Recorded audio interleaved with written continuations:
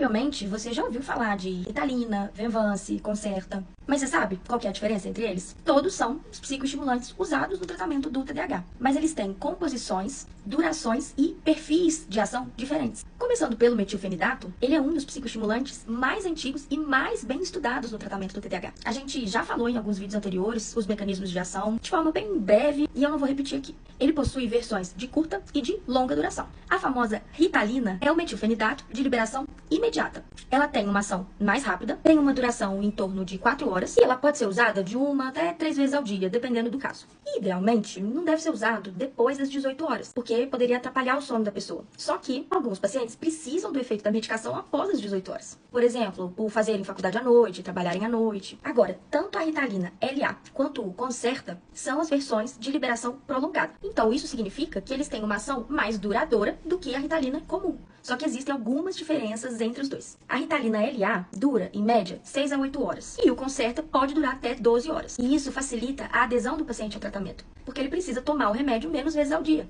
E aí, quando que a gente escolhe qual metilfenidato a gente vai usar? Essa escolha vai depender da rotina do paciente, da resposta ao medicamento e do perfil de sintomas daquele paciente. A lisdexanfetamina, que é o famoso Venvance, também é um psicoestimulante, mas que funciona de um jeito um pouco diferente. Ele é um profármaco. O que isso quer dizer? A lisdexanfetamina só se transforma na substância ativa, que é a dextroanfetamina, depois que ela é metabolizada no organismo. E isso traz algumas vantagens. Por exemplo, uma ação mais gradual e mais previsível. Isso gera menos riscos de picos da medicação no sangue e quedas bruscas do efeito. E também um menor potencial de um uso abusivo, indevido.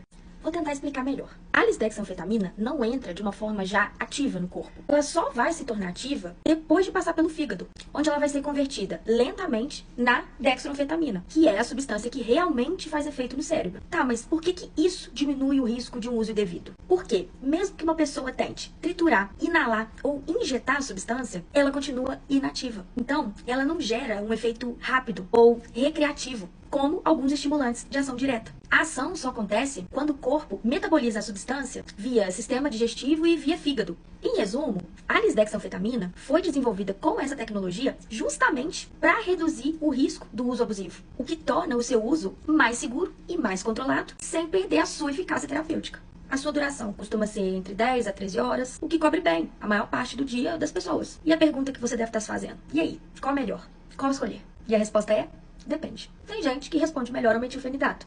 Tem gente que responde melhor à lisdexanfetamina. E a escolha, como sempre digo, é individualizada, com base no perfil do paciente, na sua rotina, no seu histórico, no seu perfil individual. Então, os psicoestimulantes não são todos iguais. E eu acho muito importante você tentar conhecer e entender melhor a medicação que você está usando. Isso é uma forma de você participar mais ativamente do seu tratamento.